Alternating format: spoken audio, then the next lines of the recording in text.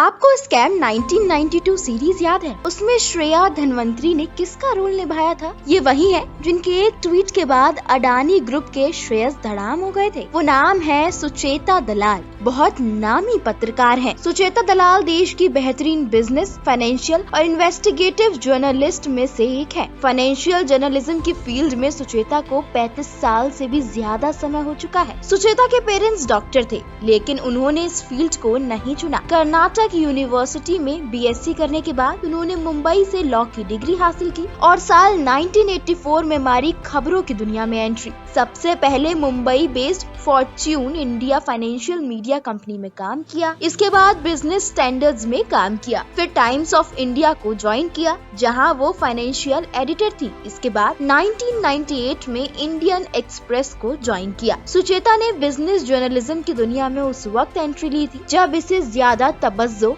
नहीं दी जाती थी। सुचेता दलाल खबरों में दोबारा तब आई जब scam 1992 the Harshad Mehta story web series release हुई थी। सुचेता दलाल ही वो पत्रकार थी जिन्होंने स्टॉक मार्केट के बड़े नामी ब्रोकर हर्षद मेहता का भांडाफोड़ किया था, जो उस समय स्टॉक मार्केट के बेताज बादशाह थे। यही कारण था कि किसी भी पत्रकार के लिए उन पर उंगली उठाना आसान नहीं था। लेकिन सुचेता दलाल को जब पता चला कि हर्षद मेहता स्कैम कर रहे हैं, तो उन्होंने बहुत ही होशियारी और सावधानी के साथ उनकी जिंदगी को फॉलो करना शुरू किया। बाद में उन्होंने देवाशीष बासु के साथ मिलकर इस पूरे प्रकरण पर द स्कैम नाम की किताब भी लिखी थी और इसी किताब पर बनी थी ये सीरीज। सुचेता बहुत वक्त से इस स्टोरी के तारों को खंगाल रही थी, लेकिन उनको कामयाबी मिली 1992 में। हर्षद मेहता के स्कैम के बारे में सारी जरूरी जानकारी जुटाने के बाद सुचेता दलाल ने खुलासा किया था कि हर्षद मेहता ने बैंक से पैसे लेकर मार्केट में लगाए थे। 1992 में उन्हें पता चला था कि मेहता बैंक से 15 दिनों के लिए लोन लेता था और अगले 15 दिन में इस पैसों को वापस कर देता था। मजेदार बात यह है कि कोई बैंक 15 दिन के लिए लोन नहीं देता। जब सुचेता ने इस मामले में रिपोर्टिंग की, तब हर जगह इसकी चर्चा होने लगी। जांच के लिए संयुक्त संसदीय समिति बनाई गई। सीबीआई ने हर्षद के साथ उनके दोनों भाइयों अश्विन और सुधीर को भी